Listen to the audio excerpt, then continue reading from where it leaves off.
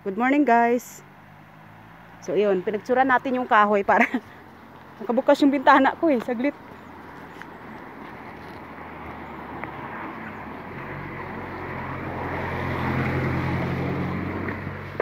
So yun guys, kasi hindi ko talaga pinakawalan yung napakagandang kahoy na yun. Sinsya na kayo. Ayun, kasi dahil nga sa super ganda ng super ganda ng kulay ng kahoy na yun is hindi natin pinakawalan. Kasi nga guys, dahil sa ating autumn season. So this is my part 2 video. Kasi kanina part 2 video na ako pero nasira dahil sa aking memory, full memory. Sayang. Pero sige lang, ganun talaga. Kasama na yan sa ating pagbablog. Minsan nasisira yung mga video ko dahil nga sa aking memory na ito. Na full memory. Kasi nga dahil sa dami-dami ng aking mga sa dami ng aking mga videos. Kasi yan talaga guys ang hilig ko. Ang hilig ko talaga mag video pictures. Kasi nga siyempre free, hindi kagaya dati sa unang panahon na magbabayad pa tayo ng pagpa-develop sa picture natin. Dati mahal-mahal lahat bago makita yung sarili natin sa picture at saka sa TV. Ngayon pag nagbablog ka na, mag-video ka, makita na yung mo sa TV. Sarili mo. Pwede ka na mag-artista, pwede ka na mag-model, pwede ka na mag-drama, lahat gagawa mo. So yun guys, good morning everyone. Magandang umaga po sa inyong lahat guys. Kami dito ay alas 8 kami ng umaga at ako'y mamamalingki. So, mamimili tayo. Mamamalingki, samahan nyo ako, mamamalingki tayo. Pero hanapin ko pa ang daan kasi dito napadaan lang ako dahil nga sa aking vlog. So nadaanan natin ang napakagandang kahoy na red, the red one.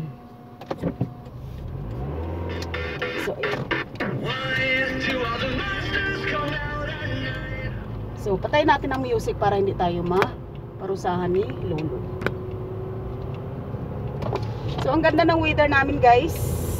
Autumn season, taglagas, pero nasa 20 degrees Celsius lang kami ngayon. Dahil nga sa climate change. So pabago-bago ang panahon na dapat ngayon ay nasa 16 degrees Celsius lang kami, pero nasa 20, pero ngayon ay mas mainit siya ng mga 5 degrees Celsius kasi nga sa ating climate change. Pero alam nyo guys, para sa akin mas maganda kung ganito mainit kasi para sa akin dahil hindi naka-on ang aming heater. Kasi ang heater dito is napakamahal pag nag-heater, kaya pag ganitong panahon na mainit is sa amin, nakakatipid kami sa pera.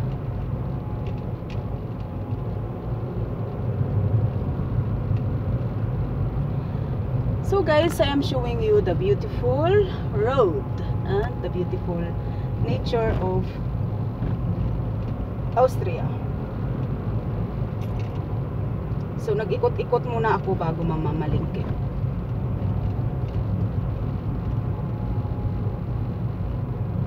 So kagaya dito, ilang beses ko na rin ito nakuhanan ng ng short video. So maganda rin dito, yan.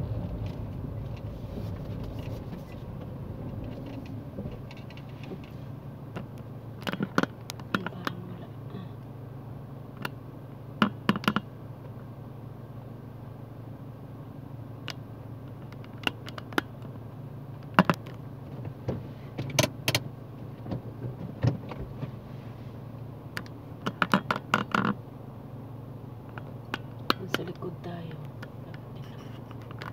Alisin muna natin ito para makita natin corner. Ayan. So itong corner na to guys, ilang beses ko yan siya binidyohan at pinicturan.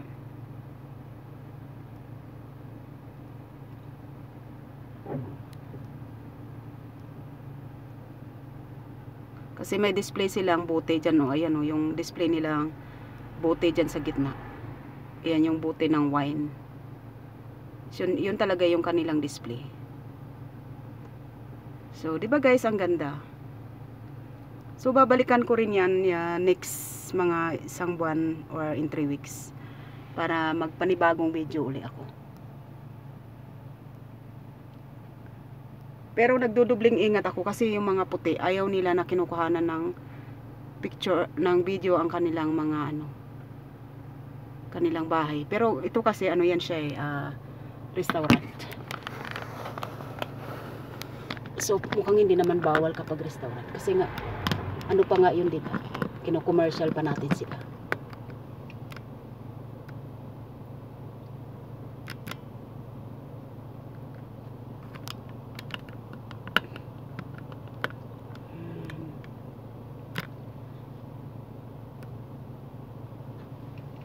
Happy Saturday guys to all of you. Today is Saturday morning. Now is Saturday morning. Actual temperature is about 21 degrees Celsius. And we have our autumn season. Kami ay taglagas. Taglagas, ibig sabihin ay yung mga dahon. Naglalagasan na kasi nga dahil sa winter na mula November yan, malamig na, umaabot na kami ng hanggang 16 degrees Celsius na lang ng November. So laki ng buti na natin ngayon. Ating dinaanan. So ayan, as you can see guys, there another red tree. Red leaves, tree with red leaves because of the autumn season. So dito tayo. Kasi doon tayo mamamalingki sa baba.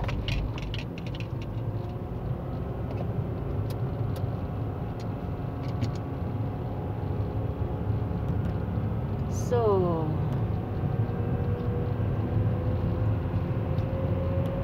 sarap ng umaga ko ngayon, relax. Pero kanina medyo lang ng kunti. Medyo may misunderstanding lang kami ng ating supervisor sa trabaho. Hindi lang kami nagkaintindihan sa schedule. So, ayun. At ayan naman ang ng kahoy.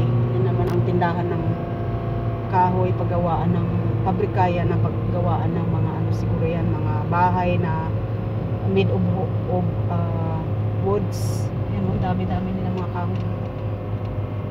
Grabe.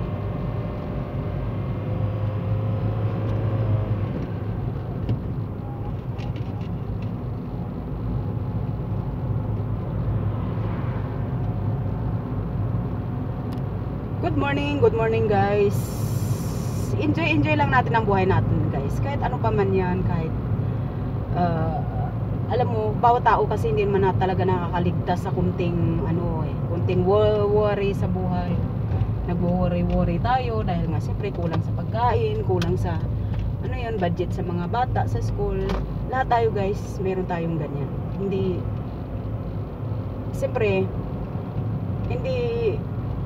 siguro baka yung talagang mayayaman na marami silang pera is kunti lang yung kanilang iniisip. Pero tayong mga budget talaga yung ating pera is siyempre nagwo-worry tayo na nahiya tayo na hindi natin mabigay lahat sa pangangailangan ng mga anak natin. Pero alam nyo guys, minsan mas maganda pa nga kung hindi lahat nabibigay mo sa mga anak mo. Kasi natututo silang magsikap, natututo silang gumawa ng paraan, sideline, ganyan. Samantalang kapag mayaman tayo at nabibigay natin lahat sa mga bata, minsan hindi nila na-appreciate yung mga maliliit na bagay.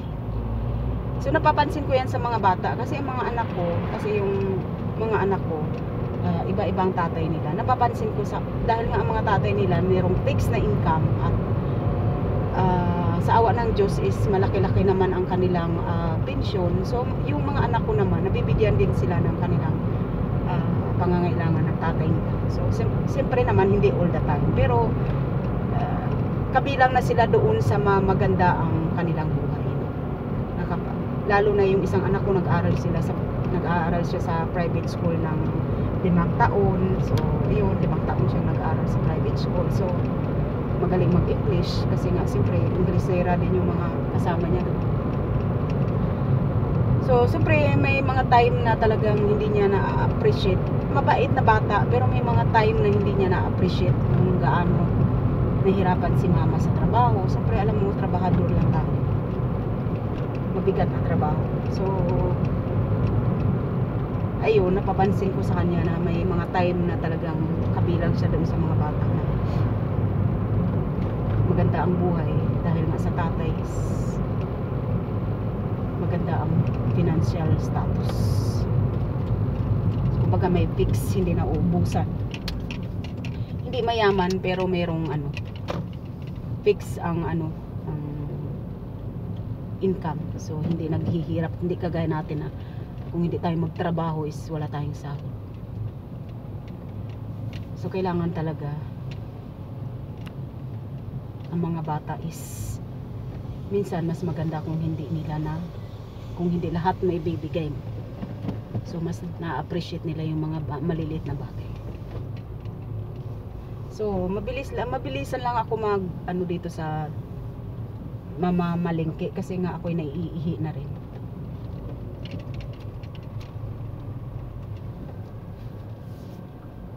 So yun guys, thank you so much sa inyong sa inyong panonood at sa inyong pagbisita sa aking videos at sa aking mga live streaming.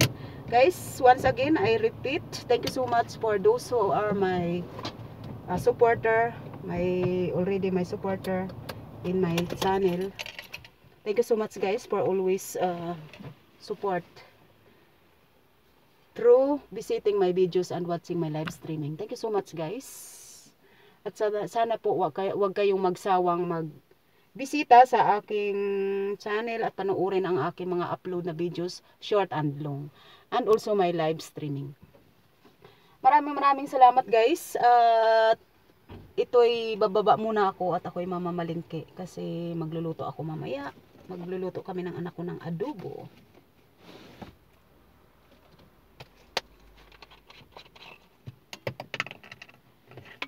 At ang aking asawa naman ay hindi ko siya lulutuan kasi siya na lang magluluto ng sarili niya dahil hindi yan kumakain ng adobo. Minsan lang yan kumakain ng adobo. Pag no choice siya, pag halimbawa nakainom siya, lasing, pag uwi sa bahay gutom, kakainin niya yung adobo kasi nakainom. Pero pag hindi yan nakainom, hindi yan kakain ng adobo.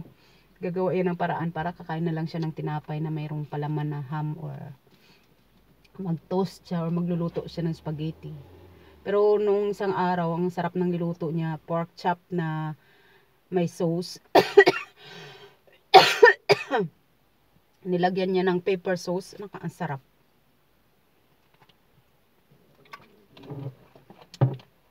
Tas nilagyan namin ng kanin ng partner.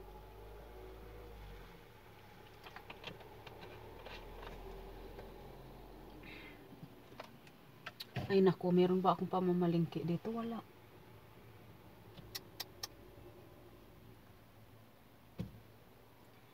Dahil ang aking card ay nandun, naiwan pala. So but I have still my 10 euro now. Here, tingnan nyo. Ito guys yung aking 10 euro. Yan. Ito yung pamamalingki ko. So pagkasyahin ko na lang ito ng kung anong karne. Manok, chicken. Kasi yun lang naman. Bakit guys? Dito kasi mura ang chicken at mura din ang mga hotdog.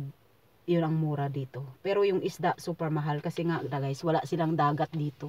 Meron lang silang lake, ang gaganda ng mga lake nila, pero wala silang dagat. Kasi ang dagat dito, babayahe ka pa ng 7 hours bago kami makakita ng dagat. So ayun, kaya ganyan talaga ang buhay. Every country has his own its own beauty and nature. So the other country, they have a lot of beach, like our Philippines, our country Philippines, we have a lot of island and beaches, but the other in Austria, they have no sea, they have no beach, but they have a lot of beautiful lakes and mountains. Yan guys, mayaman ang Austria sa bundok, mayaman sila sa napakalinis na ilog, at mayaman sila sa maraming lakes na ang ganda-ganda na parang kasing ganda din ng dagat.